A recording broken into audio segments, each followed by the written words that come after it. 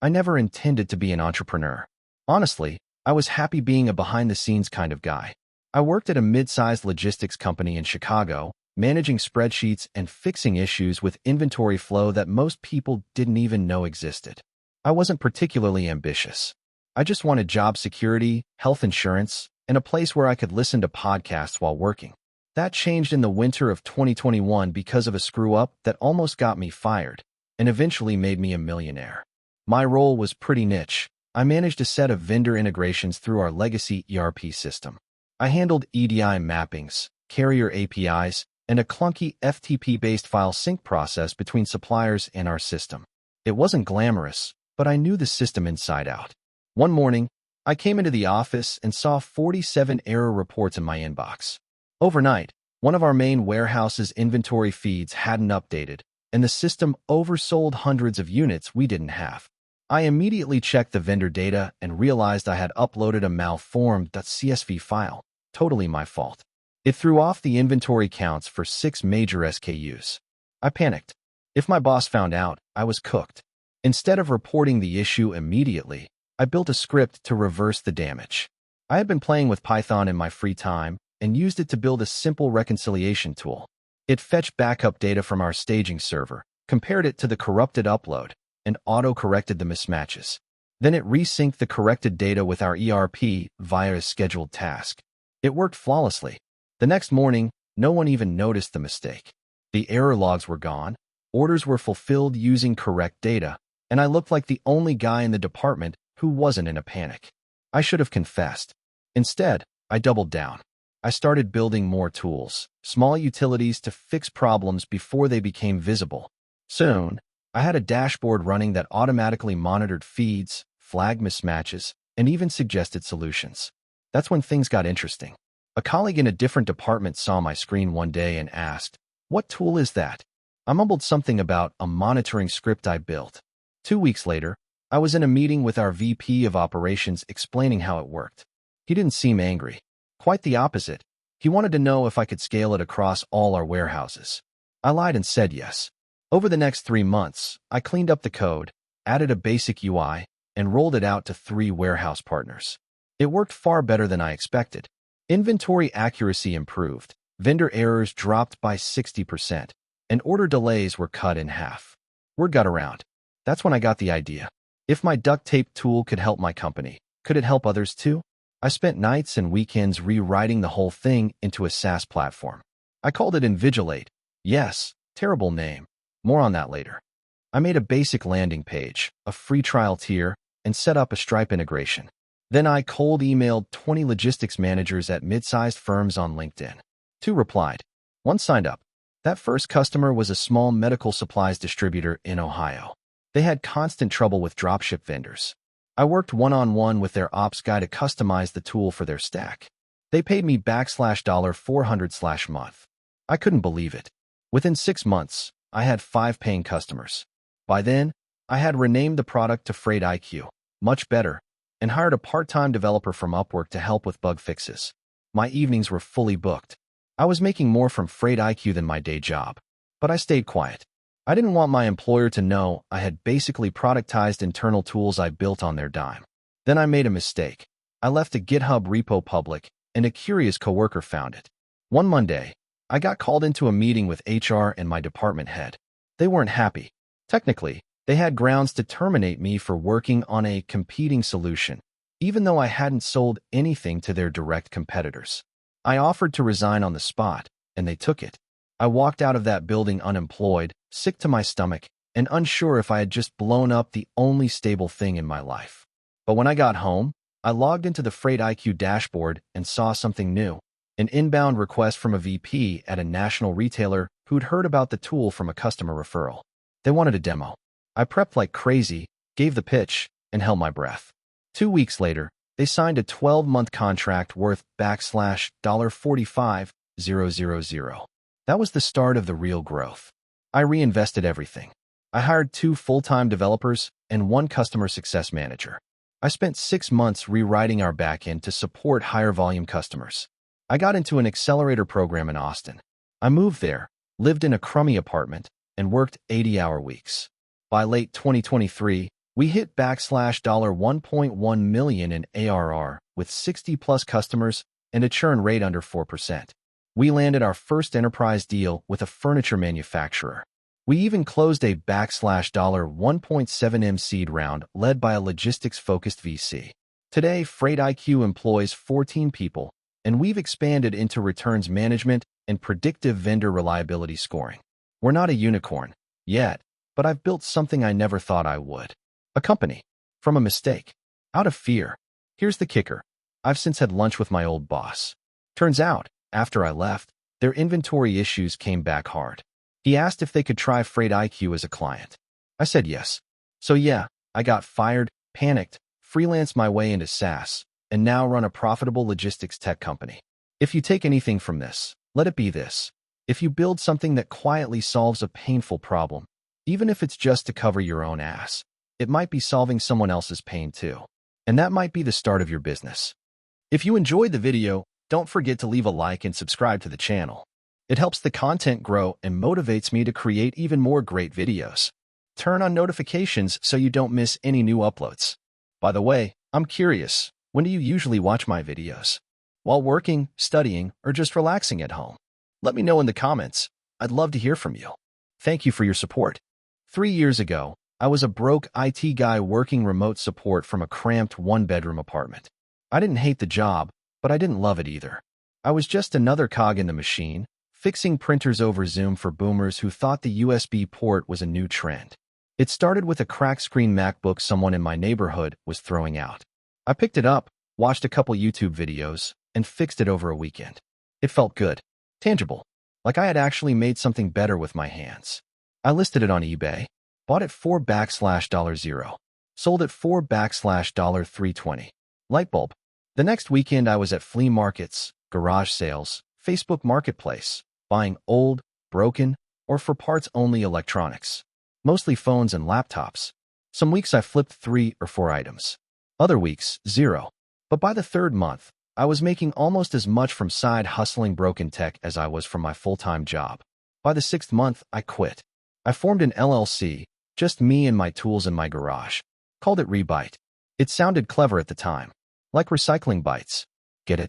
Anyway, the first real turning point came from TikTok. I wasn't planning to go viral.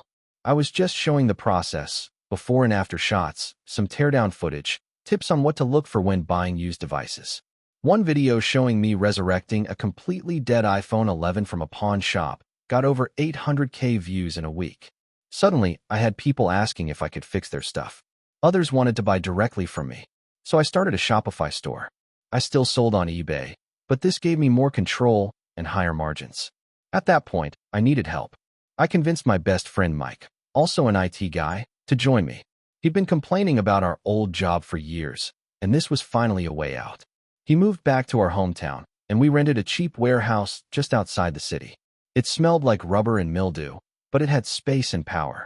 I hired a part-time admin and a college student who liked soldering. Mike handled procurement, buying broken tech, vetting sellers, etc.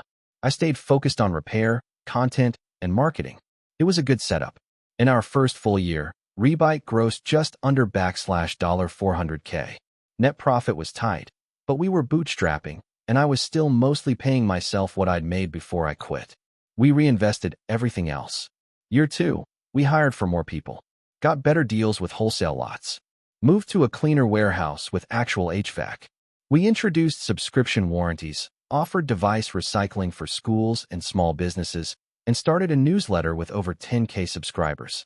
We even landed a bulk refurb contract for a regional school district, over 200 Chromebooks.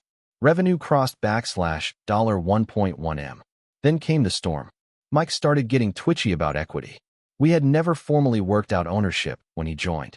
I was 100% owner of the LLC, and he was technically a salaried employee. That was fine when we were broke and eating instant noodles, but now with real money, it became an issue. I wasn't blind to it. I'd planned to offer equity or profit sharing once we passed a stable threshold. I had even drafted some proposals. But Mike got impatient. He started making veiled comments during meetings, questioned decisions I made in front of staff, and pushed back on expenses, even ones we'd agreed to earlier. One day he didn't show up for work. Said he needed a mental reset. The next week, he submitted a resignation letter. 2 weeks after that, I got a letter from his lawyer claiming Mike was a co-founder and was entitled to 50% of the business, plus back pay based on industry founder compensation standards. To say I was floored is an understatement. We'd never had a written agreement. I had incorporated the business, taken on all the initial risk, and run it solo for nearly a year before he joined. I had emails and Slack messages that backed all this up. Still, legal battles are a drain, and perception is messy. Suddenly our staff was nervous. Vendors started asking questions. A few deals fell through. I tried to settle. I offered him a severance, some equity vesting, and even a quarterly royalty from one of the contracts he helped secure. He declined. By year 3, Rebyte was both growing and under siege. We survived mostly because I had diversified our income streams. About 40% of our revenue now came from corporate clients, businesses, schools, government departments. These clients weren't as reactive to gossip or drama. They cared about performance and reliability. We also leaned harder into content. I hired a full-time video editor, doubled down on YouTube, and launched a podcast interviewing others in the repair and reuse space. We built a brand around sustainability and transparency. Don't replace. Rebyte. That became our new tagline. Investors started sniffing around, but I didn't bite. Not yet. Too many strings. As of today, we have 20 employees, a 7-figure valuation based on recent revenue and contracts, and a pending lawsuit from my former best friend, who now claims he was iced out of the company he helped build. I don't hate him. I really don't. We were both under pressure, and we were dumb not to make things clear earlier. It's easy to say founder when things go well. But the truth is, people forget what it's like when the lights barely stay on and you're Googling how to remove thermal paste with vinegar because you can't afford new supplies. I'm learning the hardest part of being an entrepreneur isn't fixing tech or growing sales. It's managing relationships. Money changes people. Or maybe it reveals them. Either way, here we are.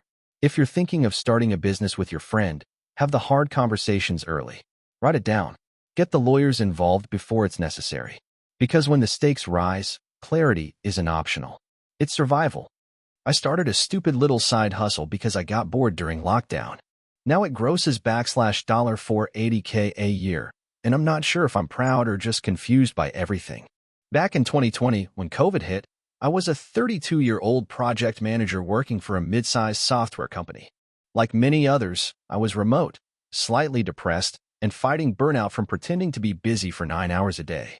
My job was tolerable, but it didn't excite me, and I'd been wondering if I had something more in me than scheduling meetings and updating timelines on Jira. One night while browsing Etsy to buy a birthday gift for my sister, I saw a weirdly specific product, a custom pet portrait printed on socks. It was cute, absurdly expensive, $38 for one pair, and had over 11,000 reviews. I laughed, bought it anyway, and then spent the rest of the evening spiraling into a rabbit hole of Etsy shops selling things I never knew people wanted. It made me curious. I didn't know anything about e-commerce. I didn't have design skills, but I had time and a good internet connection. I started researching. My idea: niche novelty prints. Weird, hyper-specific printable artwork for oddly specific people. Think retirement diploma for cat dads, motivational posters featuring kitchen utensils with googly eyes, wall art for engineers who hate their jobs. That sort of thing. I mocked up 10 designs using Canva. Yes, Canva. Called my shop Printspiration Station, and uploaded them as digital downloads on Etsy in July 2020. I priced them at $3.99 each. In the first month, I made $48. It was thrilling. Strangers had paid me money for pictures of cartoon toasters telling them to stay toasty. This felt better than my salary job ever had. I kept going. I read SEO guides. I figured out how to use long-tail keywords. I created 50 more listings over the next 2 months, all absurd, all niche. Certificate of Bravery for Surviving Another Day in Corporate Hell became my first hit. That one made $300 in a weekend. My girlfriend thought it was hilarious and helped me brainstorm more ideas. By December 2020, I was making about $200/month. Not life-changing, but significant. I used every spare hour to crank out new prints, respond to messages, and refine my Etsy strategy. Then came a message that changed everything. A buyer asked, "Can you print and ship this to my friend?" She doesn't have a printer. I didn't offer physical products. That wasn't my thing. But I didn't want to say no, so I looked up print-on-demand services and discovered Printify. Within a week, I had integrated Printify into my Etsy store and started offering framed posters of my bestsellers. It exploded. Turns out, people are lazy. They don't want to print things themselves.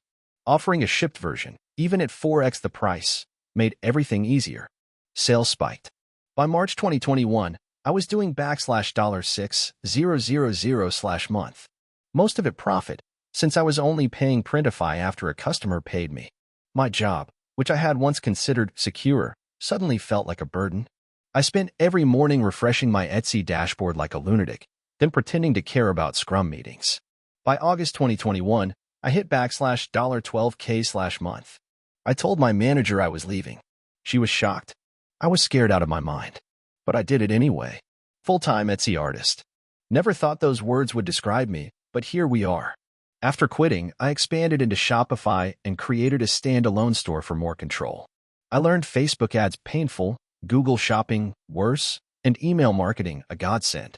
I got smarter about pricing and built a brand around irreverent, weirdly personal art. I hired a freelance illustrator to level up my designs. She was a game changer. Her ability to draw what I could only describe in weird phrases like a stressed-out cactus trying to file taxes made our catalog go viral on Pinterest. I paid her $500/month. Best investment I ever made. In 2022, we crossed $240K in revenue. My only fixed costs were design help, software, and Printify. My net margin was 55%. People ask if I feel like a real entrepreneur. I don't know. I didn't invent anything. I just leaned into the absurd, figured out how to get seen, and kept listening to my customers. But I do feel free. Funny side note, my ex-manager bought one of my prints 6 months after I quit. It was a World's Okayest Boss certificate. I didn't say anything, just shipped it with a smile. Now it's 2025. I have 2 part-time VAs who handle support and order issues. I still do design concepts and marketing myself. The business gross is about $40K/month, peaks during Q4, and dips slightly during summer. I recently added mugs and tote bags, and they're slowly catching on. Am I rich? No. But I make more than I ever did in corporate. I set my own schedule, and my biggest stress is whether my next pun-based product is funny enough to sell. Not bad for someone who started with Canva and no clue. If you're wondering whether to start a silly little project, do it. Don't wait for the perfect idea. Make something weird. See what sticks. It might just change your life. This started 3 years ago when I thought my life was going to go in a completely different direction. I had just turned 30, and my plan was to propose to my girlfriend of 5 years, get promoted at my corporate job, and eventually move into a house in the suburbs with a Labrador and a garage full of half-finished DIY projects. What actually happened was that I got rejected hard. On one knee, in front of a crowd at a fancy Italian place. Then, 2 weeks later, my company announced layoffs, and I was one of the unfortunate few thanked for my service with a $5,000 severance and an empty cardboard box. I had nothing lined up. No job, no girlfriend, and my lease was up in a month. So I did the logical thing. I moved into my older brother's guest bedroom, about 40 minutes outside Phoenix, with my dignity packed between 2 duffel bags. Now, my brother Josh is the kind of guy who wakes up at 4:30 a.m. because he wants to. He's also a mechanic who runs a moderately successful YouTube channel where he fixes up old cars and yells at carburetors like they insulted his mother. We hadn't been close since high school, mostly because I was the college kid who sold out, his words, to sit in meetings and make spreadsheets. But he took me in without too many jokes, so I owed him. At first, I spent most of my days job hunting and helping him in the garage just to pass time. That's where the first thread of this whole thing started. Josh had this beat-up Ford Bronco he was working on. The thing was an absolute mess, missing panels, torn-up seats, no AC. We joked that the only thing it was good for was giving tetanus. But Josh wanted to restore it. One night, while he was ranting about how nobody makes decent OEM-style dash panels anymore, and how the ones on the market either cracked, didn't fit, or were made out of what he called recycled milk jugs, I half-jokingly said, "Why don't we just 3D print one?" He paused, looked at me, and said, "Can you do that?" I had some CED experience from college, and I had messed around with a cheap 3D printer during the pandemic making figurines and keychains. So I said, I can try. That weekend, we drove into town and bought a slightly better printer and a few rolls of ABS filament. I spent the next week scanning what was left of the original Dash, modeling it in Fusion 360, and printing a prototype.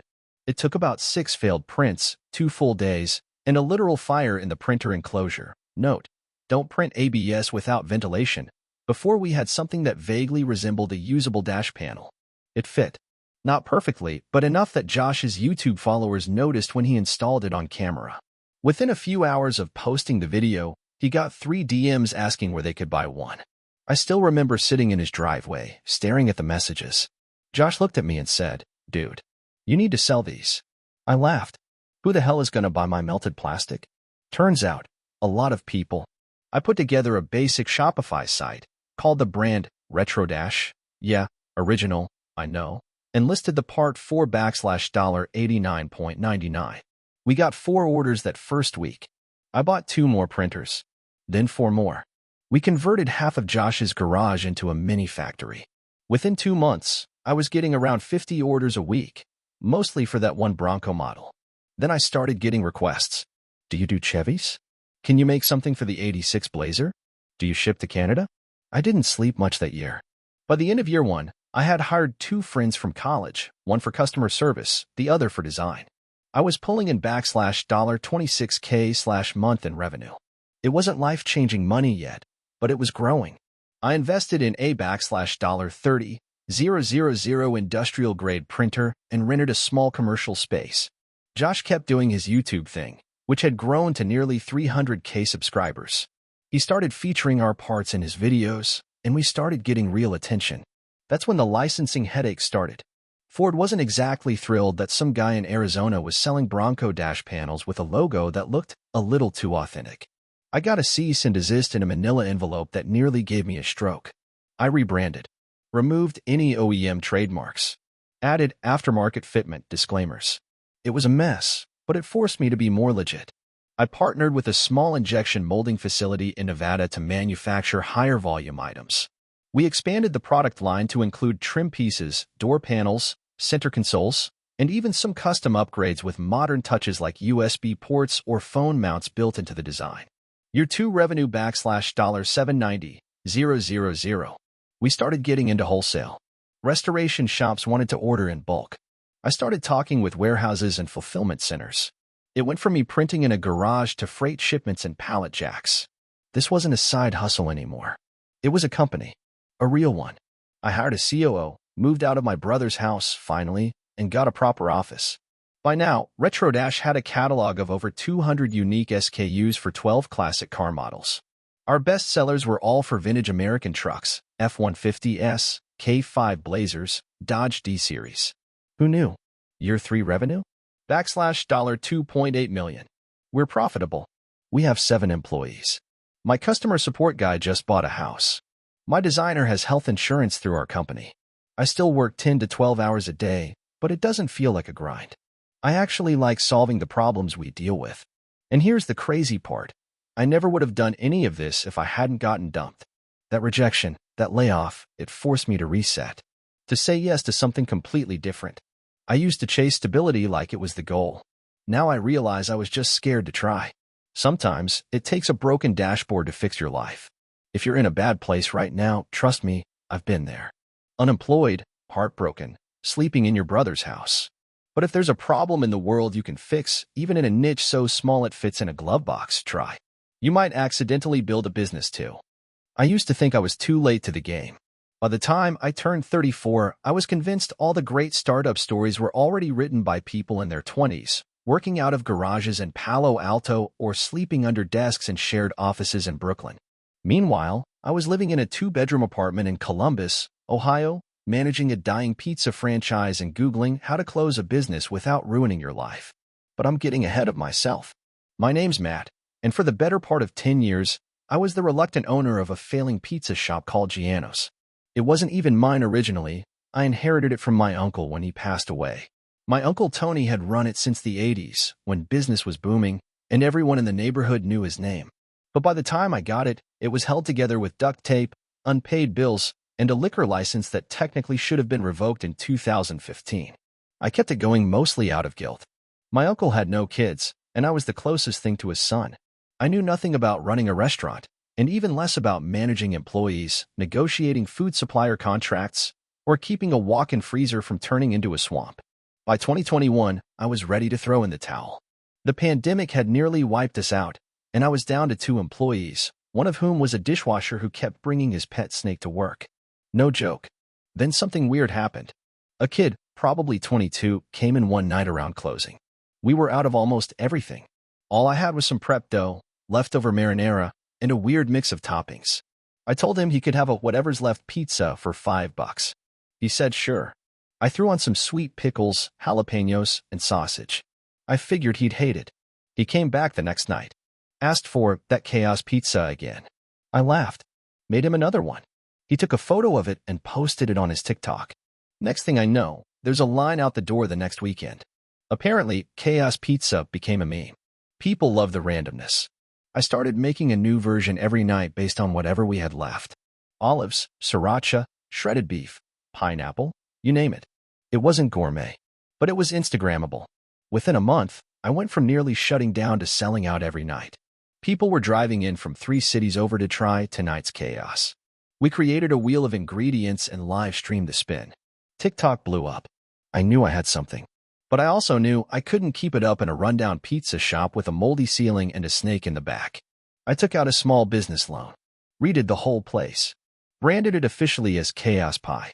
Got a logo made by a college design student for $150. I kept the concept simple. 1 set menu item a night, the Chaos Pie, and a basic salad for people who wanted to pretend they were healthy. I started selling merch. People loved the brand. They posted pictures in the t-shirts. They made memes. They came back every week. I had to turn off online orders because it was just too much. By 2022, we were profiled in a local food blog, then picked up by a regional magazine. A fast casual investor group reached out. I thought it was a scam. It wasn't. They offered to back a second location. That's when I had to make the real decision. Stay small and safe, or go big and bet everything. I bet everything. I used the profits from the first Chaos Pie to open a second one in Cincinnati. Hired a manager who used to work for a major pizza chain. I paid myself just enough to cover rent and groceries. Everything else went into building the brand. We installed ingredient wheels in the restaurants. People could come spin it themselves. We made it a game. You could even submit your own chaos combo online. If we picked yours, you got free pizza for a month. By 2023, we had 4 locations. I finally quit managing day-to-day operations and focused on strategy. Started franchising discussions. Launched a mobile app with a chaos alert system that pinged users with tonight's toppings. That's when the copycats came. Someone opened Mad Pie 2 blocks away. Another one called Chaos Crust in Chicago. I won't lie, it pissed me off. But it also validated the idea. I trademarked everything. Logos, slogans, even the concept of the spinning wheel interface. Filed a couple cease and desists. Some shops rebranded. Others went under. The biggest change came when a major QSR quick service restaurant group offered to buy a majority stake. It was a number I couldn't ignore. Low 8 figures. I said no. I wasn't done yet. Today, it's 2025. I'm 38. We've got 11 locations, 3 food trucks, and a licensing deal with a grocery chain to sell frozen chaos pies. I have a CEO now. I still own 62% of the company. I work maybe 25 hours a week, mostly on our /&D, partnerships, and staying ahead of the next food trend. I live in a house I paid off in cash. My parents don't worry about money anymore. And every now and then, I stop by the original Columbus store to spin the wheel and make someone their first chaos pizza. I never planned this. I didn't go to business school. I didn't even like pizza that much. But I learned 2 things. 1. Failure is often just a pivot away from something weird and brilliant. 2. Sometimes the best businesses start when you stop trying to be perfect and start trying to be interesting. If I had shut the place down like I planned, I'd be a burned-out ex-franchisee working a desk job. Instead, I'm the founder of one of the fastest-growing novelty food brands in the Midwest. All because of a random kid who liked pickles and jalapenos on a crust at 9:45 p.m. on a Tuesday. I started a laundry business with /$800 and a folding table in a college dorm basement. 5 years later, I sold it for $1.2 million. The ride in between? Messy, exhausting, and the best education money couldn't buy. Back in college, I wasn't the stereotypical entrepreneur. I wasn't selling candy in 5th grade or flipping sneakers in high school. I was an overcommit, broke engineering student with a borderline unhealthy addiction to clean clothes. Our dorm laundry rooms were a disaster. Half the machines didn't work, lines formed on weekends, and your stuff got taken out if you left it for too long. My breaking point came junior year when I found my still damp clothes in a pile on top of a vending machine. I decided I'd had enough. It started with a tweet. I sarcastically posted, "Someone should just do people's laundry in this building and charge $10 a load. I'd pay." 10 minutes later, 3 people DM'd me. One just said, "Please, yes." That night, I pitched the idea to my roommate. We do laundry for lazy, busy, or just broken students, old people in our dorm for a small fee. We called it Sudsy. Because, why not? We bought detergent, softener, a few mesh bags, and a folding table from Walmart. I made a Google form, added a QR code to a few posters, and taped them all over campus. The pitch was simple. We pick up your laundry, wash, dry, fold, and return it within 24 hours. $10 per load, flat rate. First week, we got 12 orders. Then 25. Then 46. By midterms, we were doing close to 80 loads a week. It wasn't glamorous. We were hauling laundry bags and laundry carts through snowstorms and spending hours folding t-shirts in a moldy basement. But we made $3K in profit that semester, and the idea was clearly working. The university almost shut us down in spring. Some RA complained about unauthorized business activities in the dorms. I was summoned to a student conduct meeting. I half expected a suspension. Instead, the dean told me, off the record, that he admired the hustle, but we needed to operate off campus if we wanted to keep going. That summer, I stayed in town and signed a 6-month lease on a tiny storefront that used to be a barbershop. It smelled like hair and bleach. My cousin, who used to clean laundromats, helped me buy and install 3 used commercial machines from Craigslist. The place barely passed inspection. Fall hit, and we were open for business. I hired 2 classmates and launched a better website with pickup scheduling. We rebranded to Sudsy Services and started offering monthly subscription plans, $39.99 for 4 loads, $74.99 for 8 loads. Growth was steady, but tight. The lease, detergent costs, payroll, it all added up fast. I started sleeping in the back office most nights, eating dollar ramen and managing customer support on my phone. Then COVID hit. At first, I thought we were done. Campus shut down, orders vanished, and foot traffic went to 0. But then, out of nowhere, an email changed everything. It was from a local assisted living facility. They had 60-plus residents and a staff overwhelmed with sanitizing protocols. Their in-house laundry system broke down, and they were desperate. We took the job. That one contract pulled in more revenue in 3 months than we'd made in all of year 1. And it opened the floodgates. By summer 2021, we had 6 care homes as regular clients, plus a few small gyms and a dozen local Airbnbs. I bought a van, hired 2 more full-timers, and started waking up at 4:30 a.m. to drive pickups myself. With institutional clients came a new level of challenge: invoicing, insurance, OSHA compliance, industrial machines, and things like lint fire prevention. I had no idea what I was doing. I learned as I went, Googling everything, begging Reddit for advice, and cold emailing other laundry business owners like some kind of knowledge leech. One day, while servicing a small tech startup's office, their COO asked me if we handled laundry logistics at scale. I said yes, though I had no clue what he really meant. He explained they wanted a partner to handle laundry for 300 employee uniforms across 2 campuses. That contract forced me to scale fast. I took out a $45K small business loan, leased a second location, and upgraded our website again to handle business accounts. By end of 2022, we had 11 employees, 3 vans, and were running operations in 2 counties. Our monthly revenue had hit $42K with a 23% profit margin. Not bad for a kid who used to fold socks in a dorm basement. The exit? That came unexpectedly. I had never thought about selling until a regional logistics company reached out, saying they were building a B2B cleaning services division and saw Sudsy as a plug-and-play acquisition. I thought it was a prank. But they flew me out, showed me their expansion plans, and made an offer $1.2 million for 100% acquisition with a 12-month earnout. I negotiated to keep the brand name and the rights to operate college-based Sudsy franchises later. We closed in April 2024. I used part of the money to pay off my student loans and part to invest in a friend's startup. The rest? It's parked for now while I figure out what's next. Lessons learned? 1. People will always pay for convenience, especially if it solves a daily friction point. 2. Start before you're ready.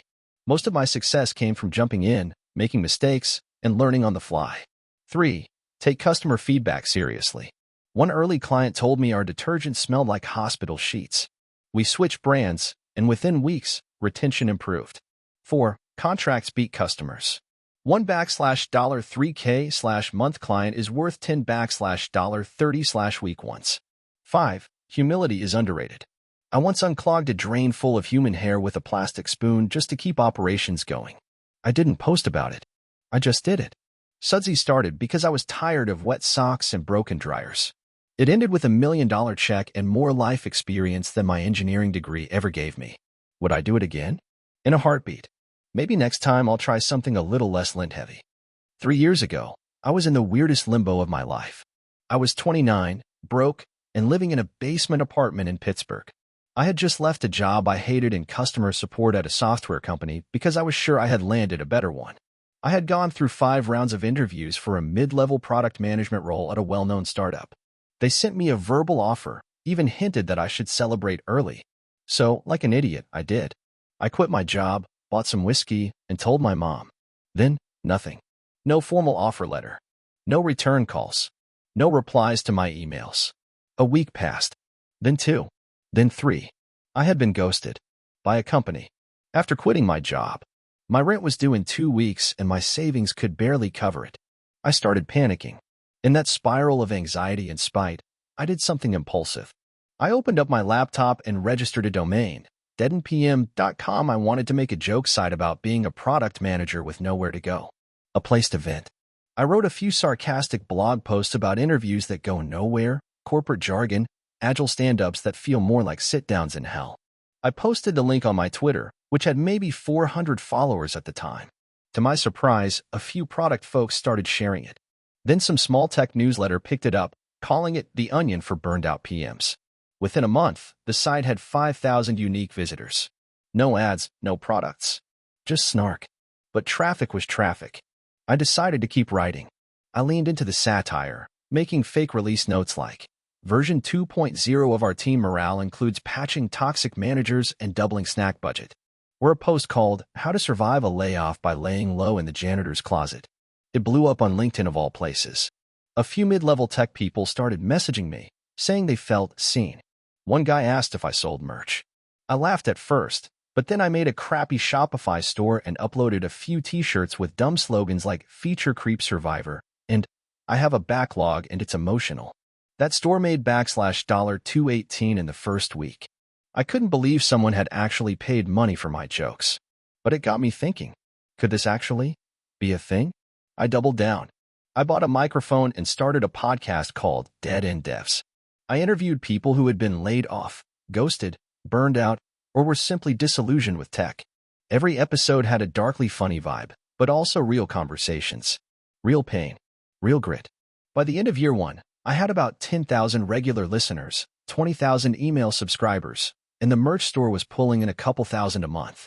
Still not enough to live off, but better than any job I could find. Then I got an email from someone at a large tech conference. They wanted me to do a live episode. I thought they were joking. I had never done any public speaking, but I said yes. I figured worst case, I bomb and make a great episode about it. It sold out. 300 people showed up. People laughed, clapped, and even cried a little when a guest told a story about getting laid off the day after moving to a new city. Afterward, someone from a venture firm came up to me and asked if I'd ever considered building a real business. That term pissed me off. What I was doing was real. But I smiled and said, depends what you mean. She said a bunch of companies would pay for content that connected with burned-out employees. That there was a market for relatable, funny, real-talk employee engagement. She asked if I wanted to try turning my brand into a media and training company. I went home and thought hard. I was a reluctant entrepreneur. I'd never seen myself as a founder, but the idea wouldn't leave me alone. I renamed the site to Dead End Group, brought in 2 freelancers I knew, one a designer, one a content writer, and started pitching packages to startups, funny internal newsletters, satirical onboarding guides, burnout awareness workshops with a humor twist. Basically, employee engagement that didn't feel like corporate HR cheese. The first 10 pitches were ignored, but the 11th, a mid-sized fintech company, bit. They paid $8,000 for a relatable remote work survival kit we wrote and designed. Then another company paid $12,000 for a dark humor, burnout prevention manual we wrote in the voice of a fictional ex-employee named Greg who saw too much. That was the inflection point. In year 2, we made $210,000. We incorporated. I paid myself a salary for the first time in 18 months. We added workshops, interactive videos, parody HR training modules, even a card game called Layoff Bingo. Some HR departments loved it, some hated it. Those were both wins to me. By year 3, we hit $1.1 million in revenue. Mostly B2B, mostly word of mouth. We're still a weird, tiny team. 5 full-time people. No outside funding. We get emails from people who say we made them feel sane again during layoffs, promotions that went nowhere, or just the absurdity of tech life. Sometimes I still feel like I'm faking it.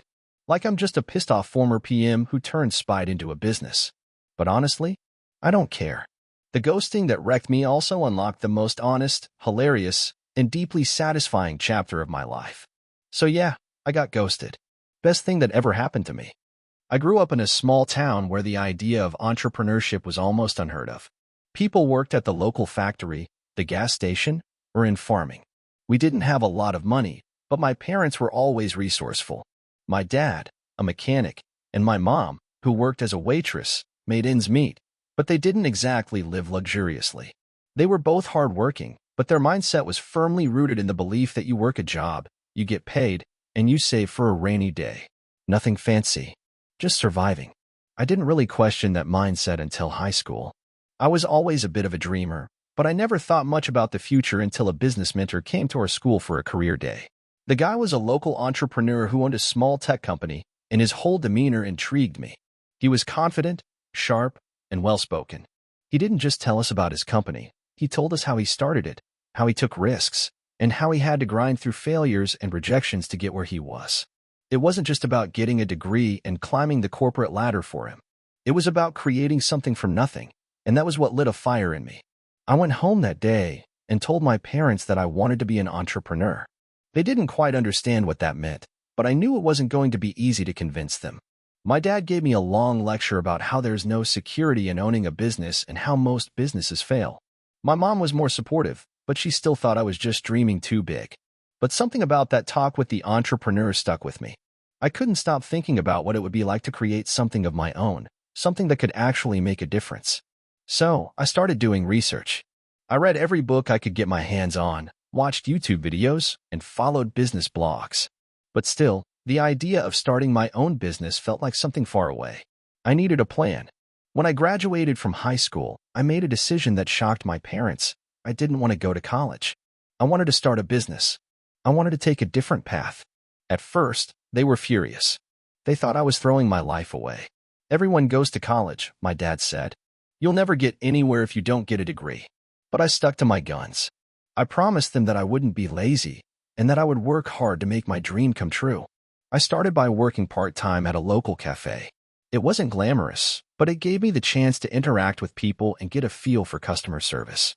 I also used the money I made to start investing in small projects. I bought a second-hand camera and began learning how to take decent photos. I started a small photography business, mostly doing portrait and event photography. I knew it wasn't going to be an overnight success, but I was determined to learn and improve. In the first few months, I barely made enough to cover my expenses. I had to hustle every day getting clients, dealing with pricing, learning the ins and outs of social media marketing. Most of my clients were friends and family, and I'd get the occasional referral.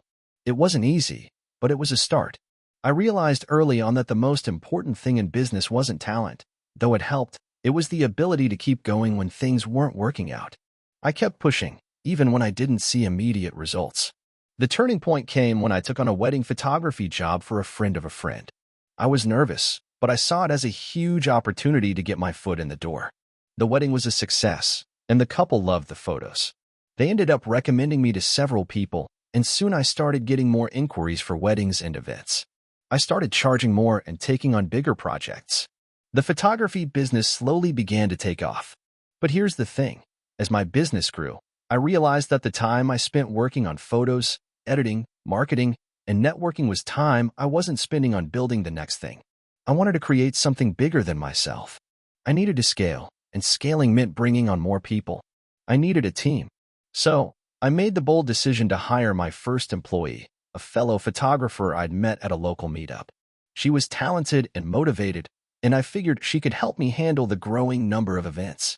We started collaborating on bigger projects, and it wasn't long before I had to hire a couple more people to handle administrative tasks, editing, and marketing. My team helped take the business to new heights. By this point, I was already operating a small but successful photography business, but I still wasn't satisfied. I knew I could do more. I wanted to create a brand. I wanted to expand beyond photography and enter into new markets, something that could be sustainable long-term. I started brainstorming ideas. I thought about what I loved doing outside of photography, and I realized I had a passion for helping small businesses get noticed.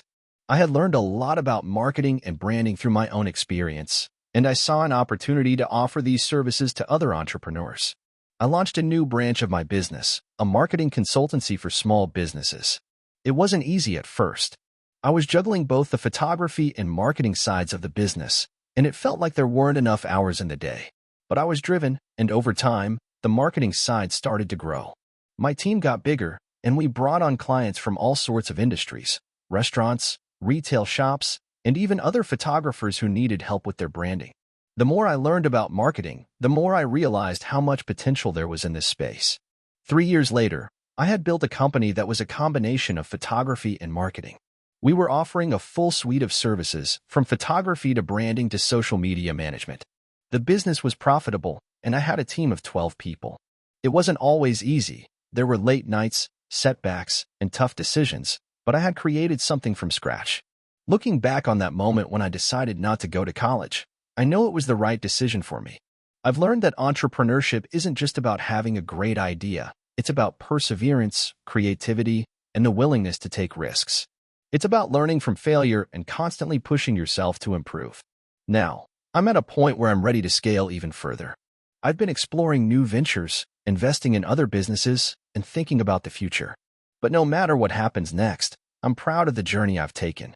It hasn't been easy, but it's been worth every sacrifice. If there's one thing I've learned, it's that success doesn't come overnight. It takes time, persistence, and a whole lot of hard work. But if you keep going, keep learning, and stay focused on the long term, the possibilities are endless. I'm living proof of that. Hey, friends, if you enjoy this content, don't forget to like the video and share your thoughts in the comments. We really want to know what you like and what can be improved. What do you think of the video? Are there any topics you'd like to see in future videos? Your feedback really helps us get better. Thanks for being with us. This is the story of how I turned a small side hustle into a multi-million-dollar business. I've always wanted to share my journey, but I never thought anyone would care. But after seeing so many other Reddit stories of people overcoming challenges and achieving success, I figured, why not? Maybe someone out there can relate and learn something from my experience. It all started about 5 years ago when I was in my late 20s. I had a regular 9-to-5 job in marketing, making decent money, but I was always itching for something more. I'd been reading a lot about entrepreneurship and how people had built successful companies from scratch, and I couldn't shake the thought that maybe I could do it too. But like most people, I was scared to take the plunge. At the time, I had a friend, Mike, who had a small but growing e-commerce business. He sold custom-designed t-shirts and mugs online, mainly through Etsy and a couple of other platforms. He was making a solid income, but he wasn't exactly living the dream. I'd heard stories of people turning similar businesses into full-fledged empires, but Mike seemed content with where he was. Still, his small success kept nagging at me. One day, after a few too many beers, I asked Mike if he thought I could do something like he did. I was nervous, but his response stuck with me. Anyone can do it. You just need the right product, some hustle, and a bit of luck.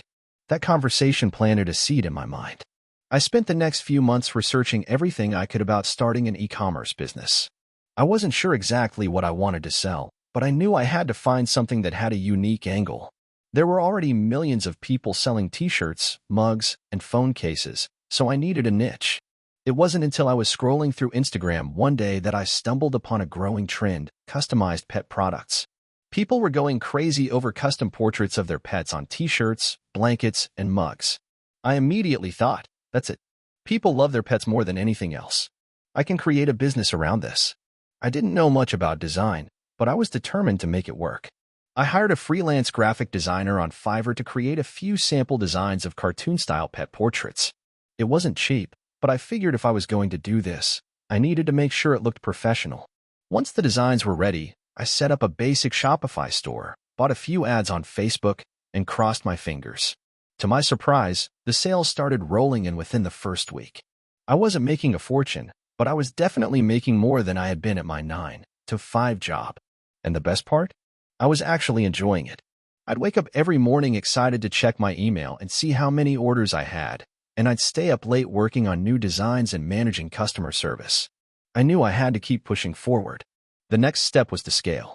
I realized quickly that doing everything by myself wasn't sustainable. I needed help. So, I hired a part-time virtual assistant to manage customer emails and help with social media. It wasn't a big expense, but it freed up a lot of my time. I used that extra time to focus on product development and marketing.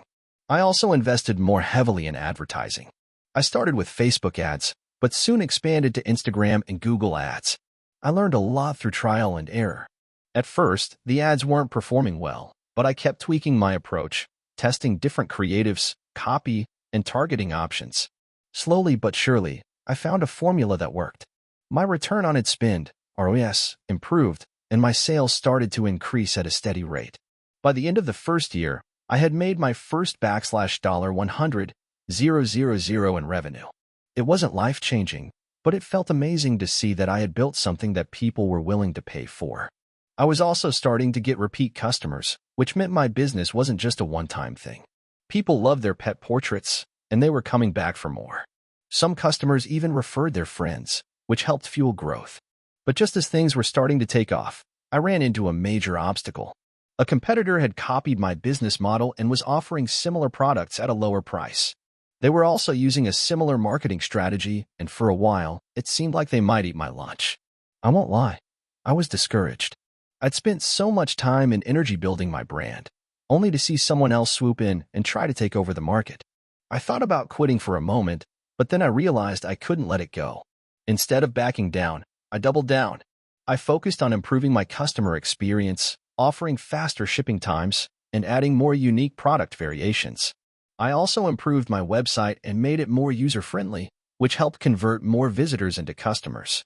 Additionally, I began reaching out to influencers in the pet niche to help promote my products. Slowly but surely, I regained my market share. My loyal customers stuck with me, and the influencer partnerships helped me reach a whole new audience. Over the next 2 years, my business grew exponentially. I hired more people to help with fulfillment, customer service, and marketing, and I scaled up my advertising efforts. By year 3, I was making well over $1 million in revenue. I had built a small team, and my brand was starting to get recognized in the pet niche. I'd even started getting inquiries from pet influencers and pet-related businesses interested in collaborating. But success didn't come without its challenges. As I grew, I had to deal with supply chain issues, rising production costs, and the constant pressure to stay ahead of the competition. There were days when I felt overwhelmed and wondered if I had taken on too much. But I learned to lean on my team and trust the process. Now, 5 years later, I'm the owner of a thriving e-commerce business that generates millions of dollars annually. I've expanded into other niches and product categories, and I've even launched a subscription box service for pet owners. I've been able to quit my 9-to-5 job, buy my first home, and live a life that I'm incredibly proud of. But the journey isn't over. I'm always looking for new opportunities to grow and evolve. If there's one thing I've learned along the way, it's that success doesn't happen overnight. It takes a lot of hard work, persistence, and a willingness to learn from your mistakes. But if you're willing to put in the time and effort, the rewards can be life-changing. So, to anyone out there thinking about starting their own business, just know that it's possible. Don't be afraid to take that first step. It's the hardest part, But once you get started, there's no telling how far you can go. I had always wanted to be my own boss. Growing up, I was surrounded by small business owners. My uncle owned a local auto shop, my aunt ran a hair salon, and even my parents dabbled in small-scale online retail. I watched them hustle, take risks, and somehow make it work. From an early age, I knew that was the life I wanted for myself. What I didn't realize was how much of a roller coaster ride it would be. The turning point for me came when I was 25. I had a comfortable office job at a marketing agency, decent pay, great benefits, and the typical 9-to-5 grind. I wasn't miserable, but I always felt like something was missing. Every day, I thought about the small business ideas I had tucked away in the back of my mind, the ones I was too afraid to act on. I used to tell myself I'd never be brave enough to take the leap, but one day, after reading a blog post about an entrepreneur who started with just a few $100, I decided to stop dreaming and start doing. I had an idea. It wasn't groundbreaking or anything revolutionary, but it was something I was passionate about: sustainable products. The market was starting to trend toward eco-consciousness, and I saw an opportunity to create a brand that offered everyday products with a minimal environmental footprint. I knew that this was my moment. I didn't have a lot of savings, but I figured I could work with what I had. I took a deep breath and quit my job. The first few months were a blur. I spent nearly every waking hour researching materials, finding suppliers, and figuring out the logistics. I had no background in product manufacturing, but I was determined to make it work.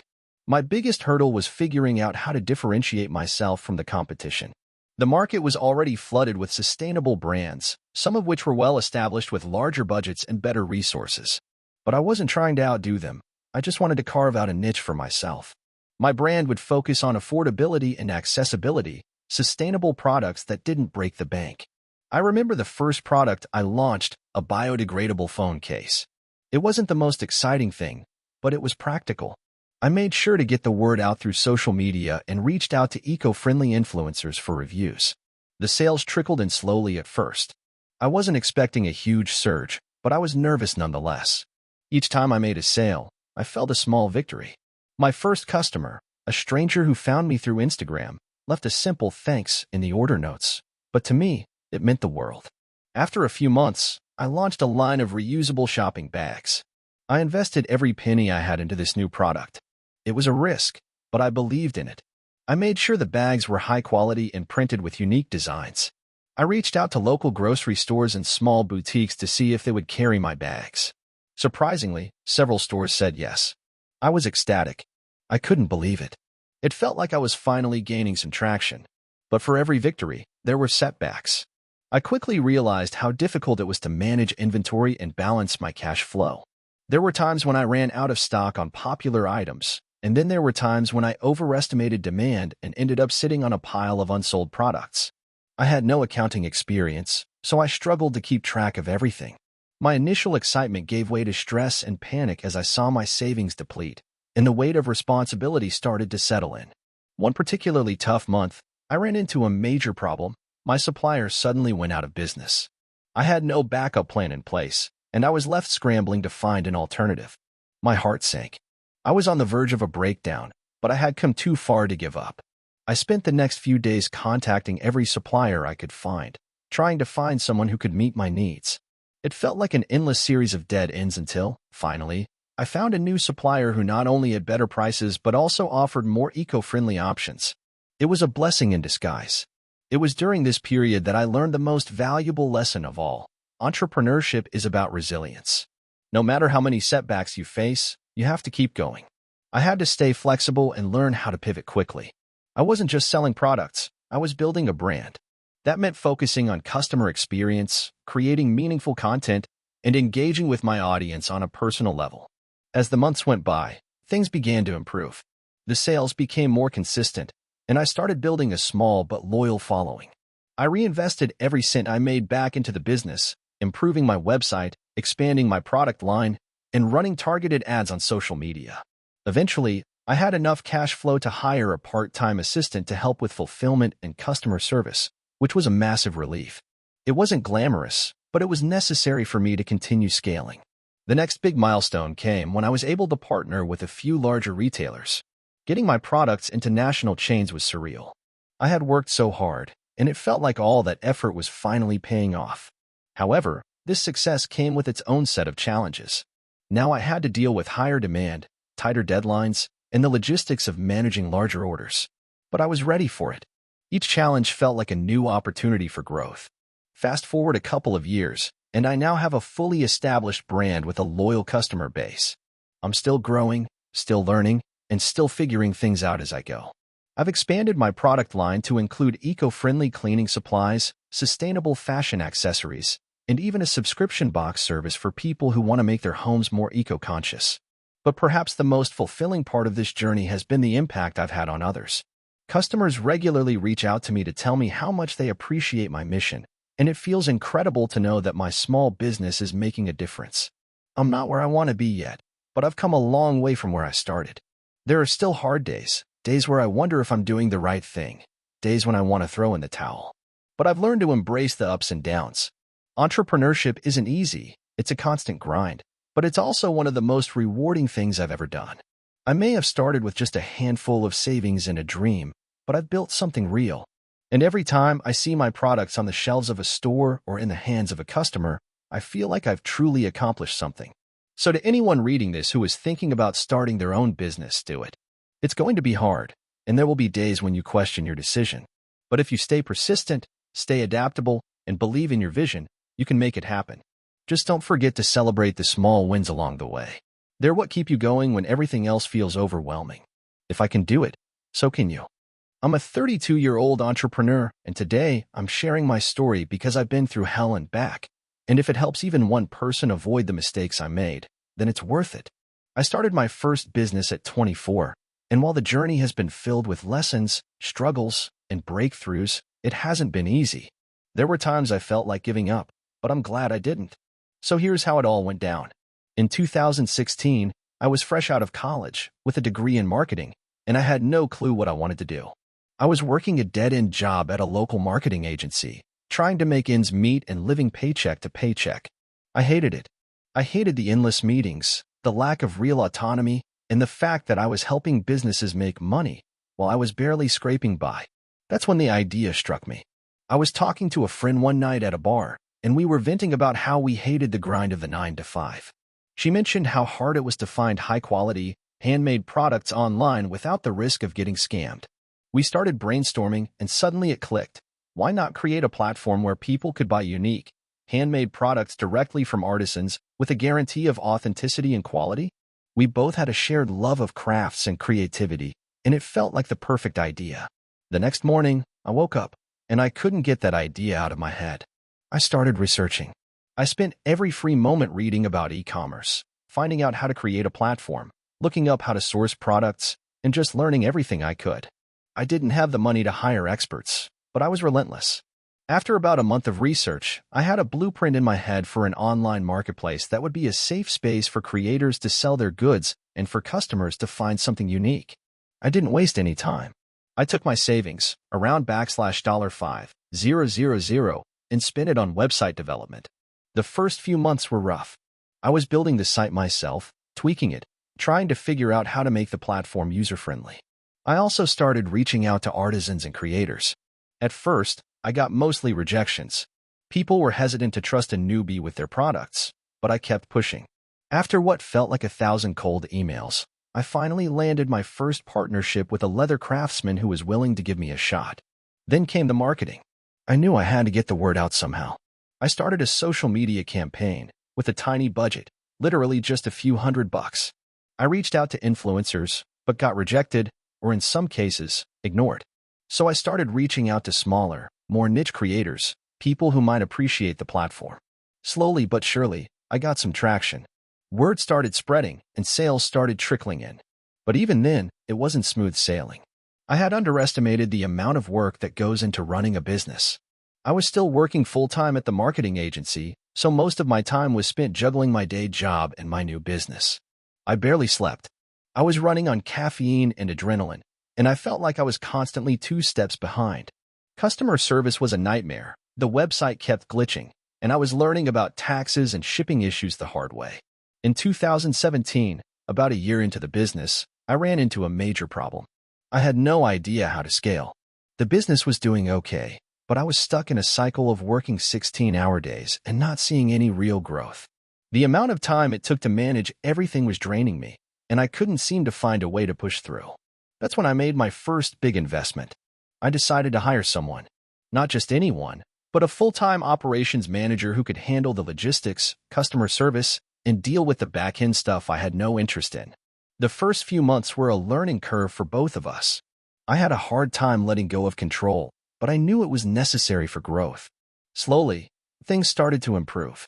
With her handling the day-to-day operations, I could focus more on the big picture, growing the brand, improving the platform, and reaching more creators. By 2018, the business was beginning to show real potential. We doubled our revenue in 1 year. I was finally able to leave my day job and focus full-time on the business. But just when I thought things were starting to look up, I ran into my next obstacle: competition. Suddenly, bigger players started popping up in the same space. Established companies with massive marketing budgets, and they were copying the model we had created. It felt like all the progress we had made was at risk of being erased. I had to pivot. I spent countless hours thinking about how to stand out in a crowded market. I realized that I needed to focus on what made us different: our customer service, the stories behind the products, and the authenticity of our artisans. We doubled down on our brand's mission, telling the stories of our creators, their backgrounds, and the work that went into their products. We shifted our marketing strategy to focus on storytelling rather than just products. The shift worked. By 2019, we were back on track, but the competition kept getting tougher. It wasn't just about offering great products anymore. It was about creating a community, offering exceptional value, and building a brand that people believed in. It was a grind, but I had learned the importance of not giving up and constantly adapting. Fast forward to 2020, and the pandemic hit. The business world was turned upside down. Our supply chains were disrupted, and the economy was in freefall. It felt like everything I had worked for was about to crumble. But then, something unexpected happened. People turned to small businesses. They wanted to support local artisans and buy unique, handmade products. Our sales skyrocketed, and I found myself scrambling to keep up with demand. Looking back now, it feels surreal. What started as a small idea in a bar with a friend turned into a thriving business with a dedicated customer base, loyal creators, and a real impact on people's lives. We're now a team of 15 people with plans for expansion into international markets in the near future. The business has exceeded all my expectations, but it hasn't been easy. I've made countless mistakes, and there were so many moments when I wanted to quit. But the key is persistence, adaptability, and staying true to your mission. My advice to anyone starting out is simple: don't give up, even when it feels impossible. You'll make mistakes, you'll get frustrated, and things won't always go according to plan. But if you believe in what you're doing and stay committed, success will come. It's been a wild ride, and I wouldn't change a thing. I was just 23 when I decided to go all in on starting my own business. It wasn't some grand idea that I came up with after years of market research or strategic thinking. No, it was just the result of me being fed up with working my 9-to-5 job at a call center, answering endless phone calls from angry customers, and barely scraping by on minimum wage. I had dreams of building something bigger than myself. I wanted freedom, but more than that, I wanted to prove to myself that I could do it. I remember the moment I decided to take the plunge. It was another mundane Tuesday at work. I had just finished a shift and was sitting in my car, staring at my phone screen. I had read yet another article on how someone started a business with practically nothing and turned it into millions. I felt this rush of frustration and excitement at the same time. Why not me? Why couldn't I do the same? My stomach churned at the thought of staying at that call center for another year, another 5 years. I knew I had to make a change, but I wasn't sure how. I spent the next few days obsessing over business ideas. I didn't have much money, barely enough to cover rent and groceries, let alone fund a startup, but I knew I had to start somewhere. After researching several industries and thinking about things I was passionate about, I decided to dive into the world of e-commerce. Specifically, I wanted to sell products online, and I quickly latched onto the idea of dropshipping. The thought of not having to hold inventory seemed like a dream come true, especially since I didn't have the capital to invest in stock up front. My next step was learning everything I could about dropshipping. I binge-watched countless YouTube tutorials, read articles, and spent hours on forums. I learned about Shopify, how to set up an online store, and which suppliers were reliable. I also learned how to market products using Facebook ads and Google ads. It was overwhelming, but I loved it. I felt like I was building something from the ground up, even if I had no clue what I was doing at first. I spent the next few weeks creating my store. I scoured websites like AliExpress to find products I could sell, eventually landing on a few that I thought had potential. I wasn't sure how to price them, but I followed the general advice I found online and marked everything up by about 50 to 60%. I also decided to focus on a niche: home workout gear. The pandemic was still in full swing, and people were looking for ways to exercise at home. It seemed like the perfect time to launch. After what felt like an eternity, I finally hit publish and launched my website. I remember staring at the screen in disbelief. My store was live. There were products listed, a checkout system set up, and ads ready to go. I sat there for a long while, refreshing the page over and over, waiting for the first sale to come through. Nothing. Not for hours. Days went by, and nothing happened. At first, I thought it was just a slow start. But as the days turned into weeks and weeks turned into a month, I started getting discouraged. I had spent money on ads, set up the store meticulously, and even tweaked my social media accounts to drive traffic. Yet, there were no sales. My bank account was dwindling, and the panic was starting to set in. I even considered quitting and getting another job. But something inside me wouldn't let go of the dream. I had come too far to just give up. That's when I realized something crucial. I wasn't really connecting with my audience. I wasn't telling a story, and my website felt sterile and impersonal. It was then that I decided to go back to basics. I revamped the product descriptions, making them more engaging and detailed. I created content that resonated with my target audience, sharing stories of people overcoming obstacles and finding motivation in their fitness journeys. I even filmed a few videos explaining the benefits of the products I was selling. I also started experimenting with different ad strategies. I stopped relying solely on Facebook and Google and tried influencer marketing. I reached out to small fitness influencers and asked if they would review my products in exchange for free gear. Some of them said yes, and I was amazed when I started seeing the results. My first sale finally came through, and it was from a referral link from an influencer. It wasn't much, but it was enough to reignite my hope. The next few weeks saw a trickle of sales, and I began to see a pattern. My customers were happy. They were leaving positive reviews, sharing my products with friends, and coming back for more. I can't describe the feeling of waking up to a notification saying I had made a sale overnight. It was like everything clicked into place. But I also knew that I couldn't rest on my laurels. I had to scale. I reinvested every penny I made back into the business, improving my website, experimenting with more ads, and finding better products. Slowly, but surely, things started to snowball. I hired a freelance designer to create professional branding. I hired virtual assistants to handle customer service, and I even launched my own branded product line after realizing that some customers were asking for items that were more unique. By the end of my first year, I had made more money than I ever thought possible. I had quit my call center job and was working full-time on my business. It wasn't all smooth sailing, though. There were plenty of late nights, moments of doubt, and mistakes along the way. I had to fire suppliers who weren't up to my standards, deal with chargebacks, and learn how to manage my cash flow better. But each challenge was a learning opportunity, and I grew from it. The most rewarding part of this journey, however, wasn't the money. It was the fact that I had turned my dream into a reality. I had built a business from nothing, just an idea and a lot of grit. It wasn't glamorous or easy, but it was mine. I now have a team of 5 full-time employees, a loyal customer base, and the freedom to live life on my own terms. Every day I wake up excited about the work I get to do, and every sale feels like a small victory. Now, looking back, I can honestly say that the hardest part wasn't starting the business. It was staying consistent and believing in myself when the odds seemed stacked against me. If there's one thing I've learned, it's that success is rarely instant. It's about showing up every day, even when it feels like nothing is happening. It's about making mistakes, learning from them, and being relentless in the pursuit of your goals. I'm not a millionaire yet, but I'm living a life that I once thought was out of reach. And if I can do it, anyone can. I've always been a risk taker. Maybe it's in my blood, or maybe it's just the environment I grew up in, but I've always been drawn to the idea of doing something big, something that could change the course of my life. This is the story of how I went from being a broke college dropout with a half-finished business idea to building a company that's now worth over $50 million. It wasn't easy, and I'm not saying it's all sunshine and rainbows, but it was worth every sleepless night and every gut-wrenching failure. It all started during my sophomore year of college.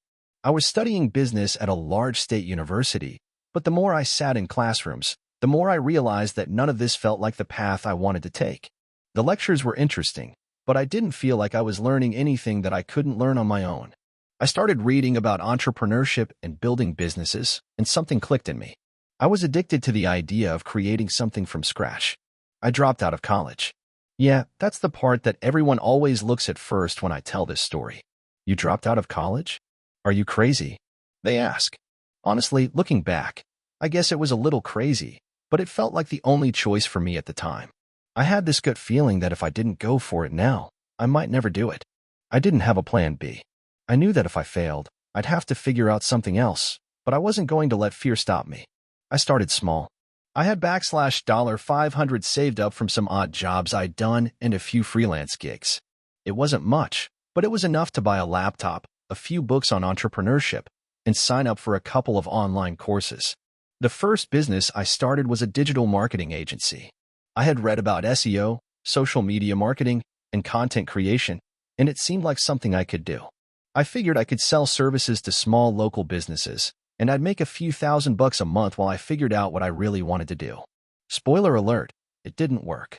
I spent months sending cold emails, attending networking events, and offering discounted services. I had a couple of clients, but the business didn't grow as fast as I had hoped. I had no idea what I was doing, and I didn't have the money to hire anyone for help. I felt stuck. It was around this time that I made the first crucial decision that would change everything. I pivoted. I realized that the digital marketing space was crowded and that I wasn't offering anything unique. I needed to find something that had the potential to scale, something that I could be passionate about and that no one else was really focusing on. So I looked around and thought about what I enjoyed. I loved technology, I loved how fast it evolved, and I noticed that people were talking more and more about artificial intelligence, AI. I decided to dive into the world of AI, specifically AI-powered tools for small businesses. I didn't know exactly how it would work, but I figured I could build a software solution that would help small businesses automate some of their tedious tasks. That was a turning point for me. I spent the next few months learning everything I could about AI, programming, and how businesses use technology to streamline operations. I spent days learning to code and nights building prototypes for the software I had in mind. My goal was to create something that would allow small business owners to manage their inventory, marketing, and customer service all in one platform without needing a tech team to support it. I worked out of my apartment, ate pizza for every meal, and lived off of ramen noodles. It was tough, but I was on a mission. The first version of the software wasn't great. It was clunky, buggy, and didn't have nearly as many features as I wanted. But it worked. I had a functioning product. I started reaching out to small business owners, offering them a free trial in exchange for feedback. A few people took me up on it, and the feedback I received was invaluable. They told me what worked, what didn't, and what they needed. I took all of that feedback and iterated. Slowly but surely, the product started improving. But that wasn't the biggest challenge. The hardest part was convincing people to pay for it. I didn't have much of a network, and I was struggling to get traction. I did what I could. I ran ads, reached out to influencers, and tried to make connections in the industry. For months, it felt like I was spinning my wheels. I had a product that was good enough, but I couldn't convince people to pull out their wallets. I was close to giving up when I got an email from a potential investor. This investor had seen one of my ads and was interested in what I was building. He told me that he saw the potential in my product, but I needed to improve my marketing strategy and bring more value to my customers. It was the first real encouragement I had received from anyone in the industry. The investor offered me a small seed round to help me grow. It wasn't a fortune, but it was enough to bring in a few contractors who could help me build out the platform. With the additional funding, I was able to push the product further. We added integrations with popular e-commerce platforms, improved the user interface, and started offering more advanced AI features. We got our first paying customer, and then more followed. By the end of the first year, we had made a few $100,000 in revenue.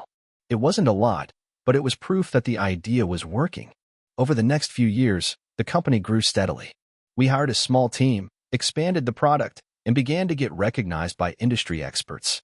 We started getting more investors interested, and by the time I was in my mid-20s, we had raised a Series A round and were valued at $25 million. That's when things really took off. We began landing bigger clients, including some major national brands, and our revenue grew exponentially. By the time we hit our 5-year mark, we had reached over $50 million in valuation. Looking back, I can't believe how far we've come. There were so many times when I thought about giving up. There were moments when I questioned whether I was cut out for this, whether I was just chasing a pipe dream. But the thing is, you can't wait for the perfect moment. You can't wait until you have all the answers. You just have to start, and along the way, you'll figure it out. Now, we're not just a software company, we're a movement. We're helping thousands of small business owners run their operations more efficiently and grow their businesses. And I've learned a ton along the way. The most important lesson? If you're passionate and relentless, you can turn a tiny idea into something huge. Don't let failure or setbacks stop you. Keep moving forward and trust the process. This is my story, and if I can do it, anyone can.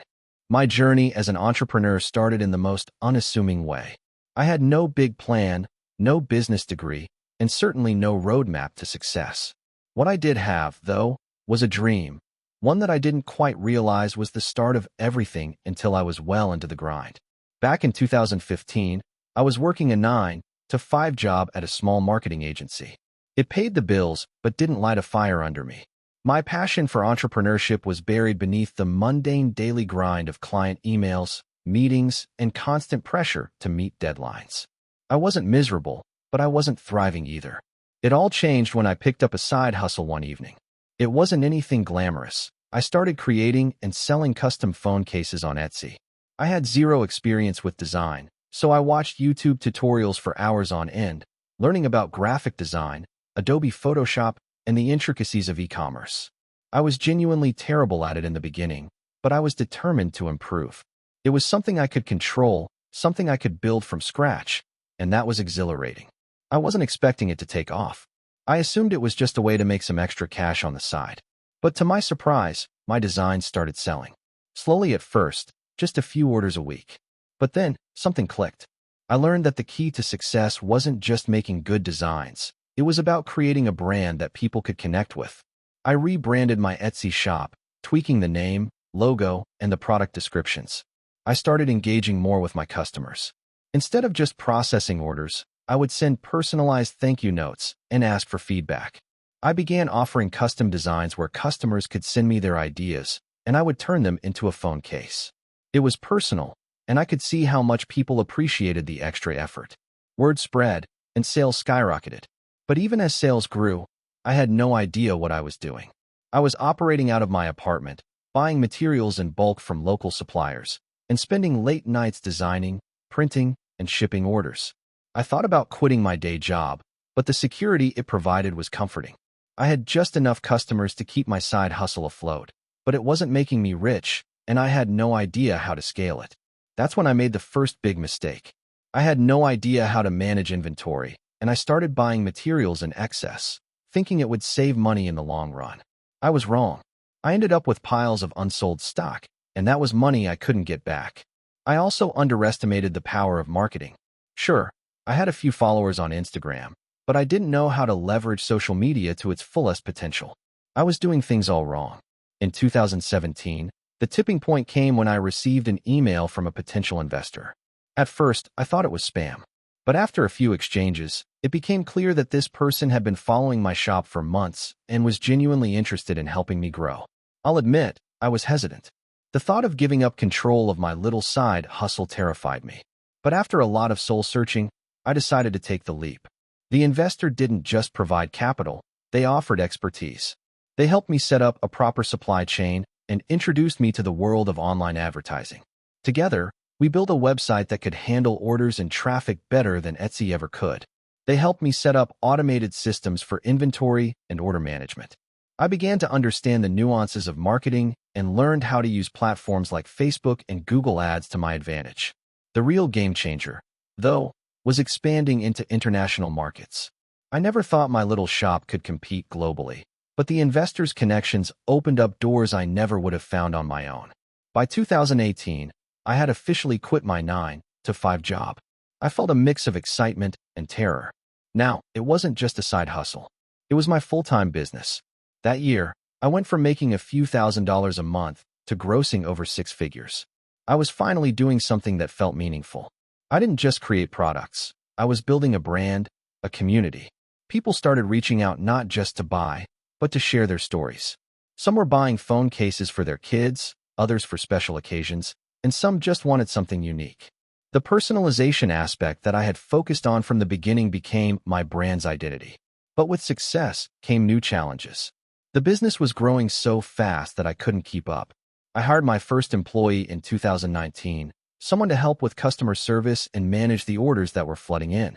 As we scaled, we started offering new products like custom laptop sleeves and wall art, all maintaining that same personal touch. The demand for custom designs exploded, and I had to find ways to keep up without sacrificing quality. In 2020, the pandemic hit, and like so many others, I was hit hard. Suppliers were facing delays, and production costs skyrocketed. My team had to adapt quickly, and we pivoted to creating a line of products that could be made and shipped faster, things like masks and hand sanitizers with personalized designs.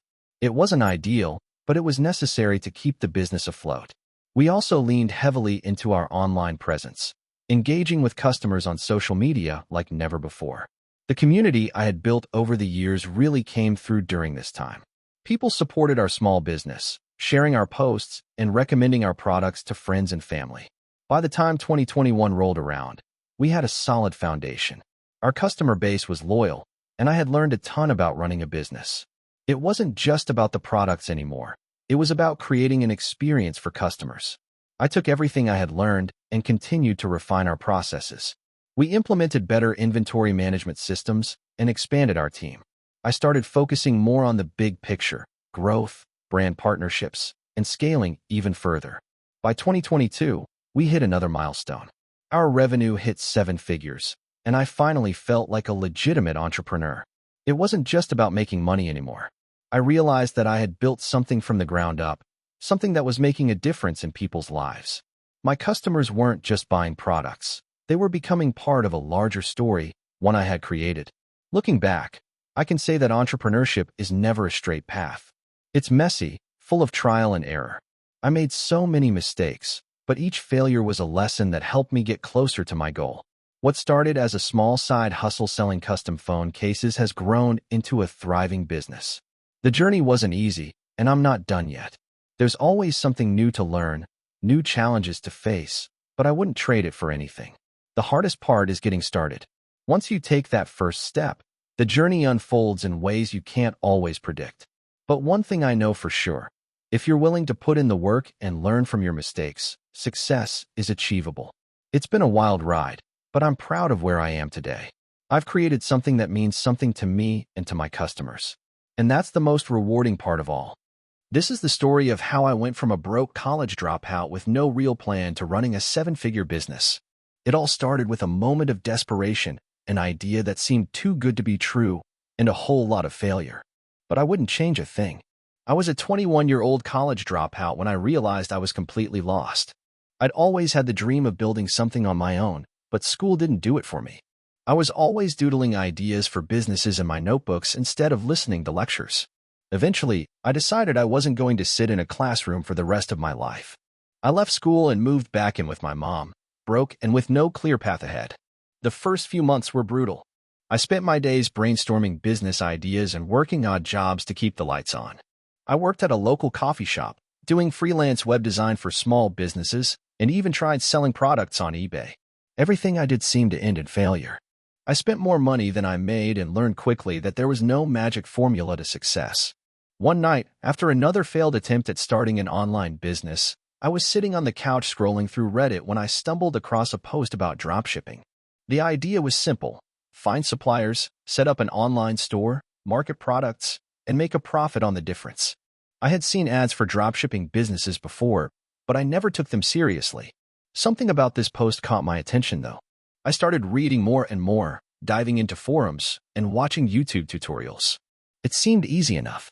Find trending products, create an online store, and sell directly to consumers without ever touching the product yourself. But I knew it couldn't be that simple. The post I read said, if you're willing to fail 100 times, you might just make it. I like that. It felt like it matched my life so far. So, I decided to take the leap. I spent the next few weeks setting up my first dropshipping store. I didn't have much money, so I bootstrapped everything. I used free tools, watched hours of YouTube videos, and spent sleepless nights learning how to build a website. I launched my store with a niche I thought would do well: pet products. I thought, who doesn't love their pets? I sourced some cheap but cute pet accessories from suppliers, listed them on my site, and launched with excitement and nervousness. The first few weeks were rough. I barely made any sales. I was spending hours on Facebook ads, trying different approaches, writing ads that sounded funny but didn't convert. I even spent money on influencers who promised huge followings but delivered nothing. It felt like a disaster. But I kept going. I read more, experimented more, and tweaked my store until it looked professional. I tried to refine my ad strategy and invested in better tools for email marketing and product research. Slowly but surely, I began to see small wins. I made a few sales here and there, and I was ecstatic. I didn't have the money to pay for paid advertising at a high level yet, so I turned to Instagram and TikTok. I started running giveaways and collaborating with pet influencers. The more content I created, the more people seemed to notice my store. Then, it happened. One viral TikTok video exploded. It was a simple unboxing of one of my products. The video was funny, authentic, and relatable. People loved it. Orders started pouring in.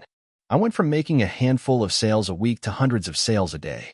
The feeling of seeing my first real sale was incredible, but this was on a whole different level. It was like I had tapped into something bigger than myself. But as I quickly realized, with success came new problems. My suppliers couldn't keep up with the demand. I was scrambling to find reliable shipping partners, and my website kept crashing from the traffic. I spent every waking moment working, learning, and adapting. I had to hire virtual assistants to help with customer service, order fulfillment, and marketing. I was managing the chaos, but it wasn't easy. Months passed, and I continued to scale my store. I refined my processes, learned more about the logistics of the business, and invested in automation tools.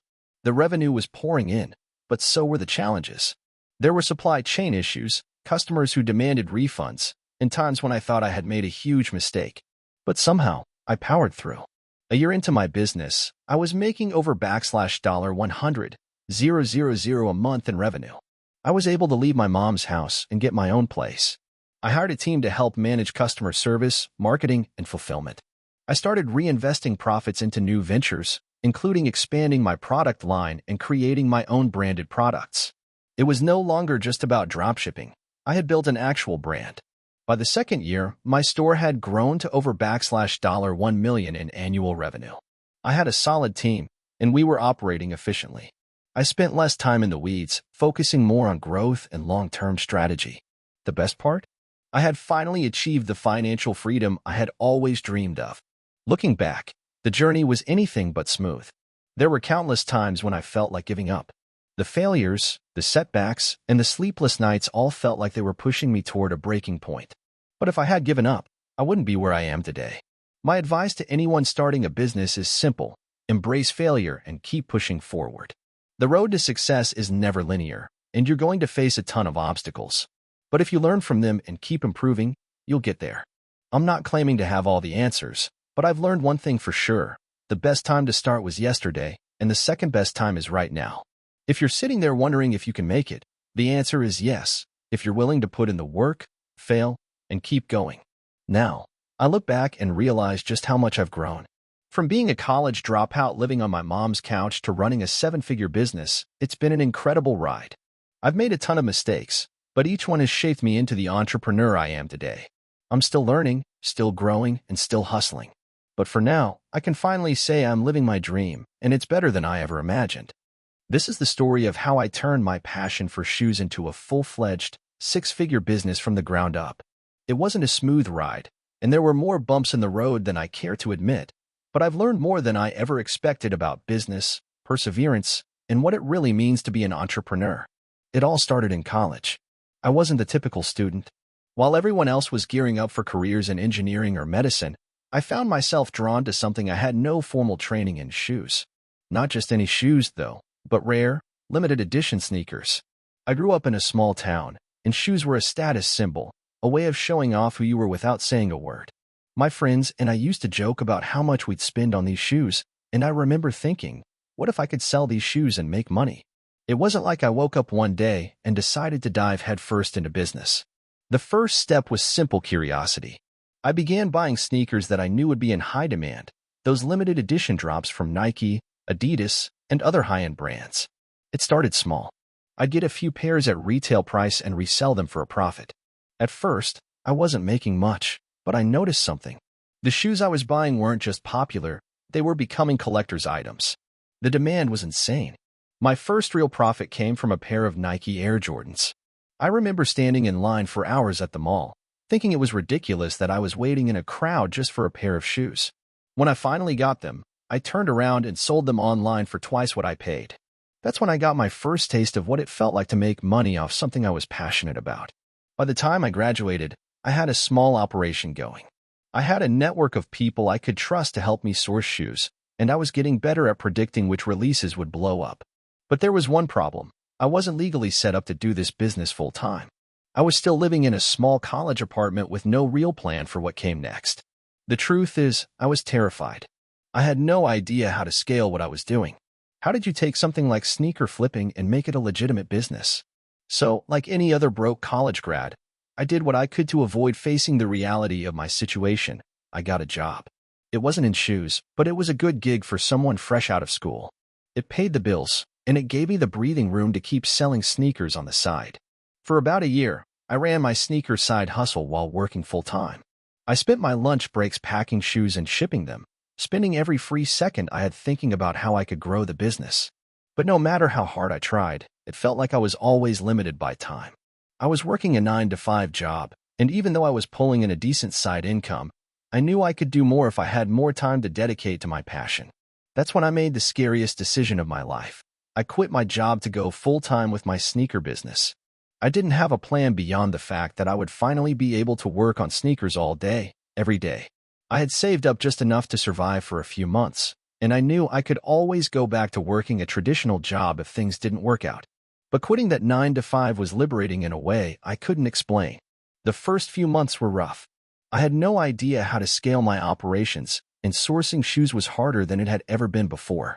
As sneaker culture grew, the competition got fiercer, and it felt like everyone and their dog was trying to flip shoes for a quick profit. At first, I tried to keep the same approach I had before, buy limited releases, resell them for a markup. But I quickly realized that I needed to be smarter about it. I needed a system. So I started learning everything I could about the sneaker market. I devoured books, followed sneakerheads on Instagram, joined online communities, and talked to as many people as I could who were already doing what I wanted to do. The more I learned, the more I realized there was an entire ecosystem around sneaker reselling that I hadn't even begun to tap into.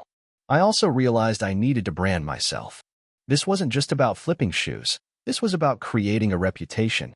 I spent time curating a social media presence, building a website, and connecting with influencers who could help give me credibility in the sneaker world. It wasn't easy.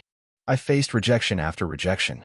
No one wanted to work with a guy who was just flipping sneakers. But slowly, I gained traction.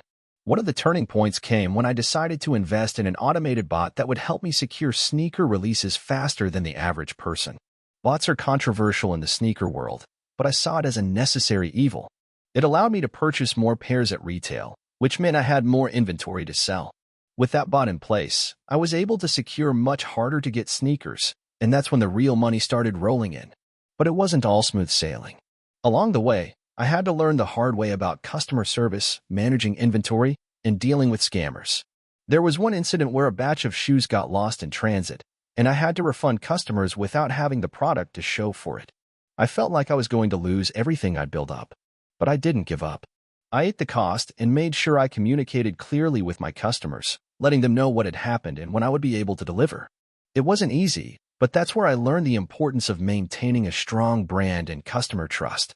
Without that, I wouldn't have made it. As the years went on, I expanded into other areas of the sneaker business.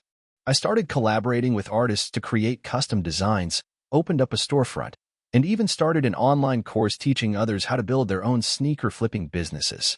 Every move I made had a strategy behind it, and every failure taught me something valuable. Now, looking back, I can't believe how far I've come. What started as a side hustle while I was in college has grown into a full-fledged business with multiple streams of income. I'm no longer just a sneaker reseller. I'm a brand. I've built relationships with sneaker manufacturers, I'm collaborating with influencers, and I'm helping others make money in the sneaker industry. The one thing I've learned throughout this entire journey is that success doesn't come overnight. There were so many moments when I felt like quitting, when the thought of going back to a 9-to-5 job seemed like the safer bet. But I stuck with it. I kept learning, growing, and adapting. It wasn't easy, but the rewards have been worth it. So, if you're thinking about starting a business, my advice is simple. Don't be afraid to take risks, and don't give up when things get tough. Entrepreneurship isn't glamorous. It's not all about sitting on a yacht with a laptop, as the Instagram ads like to suggest. It's about grinding it out, day in and day out. But if you're passionate about what you do, and you're willing to work hard, the rewards can be life-changing. Thank you for watching until the end. If you enjoyed this video, don't forget to like and subscribe to the channel so you won't miss new videos. Also, leave a comment. I'd love to hear your thoughts. Your support and engagement mean a lot to me. See you in the next video.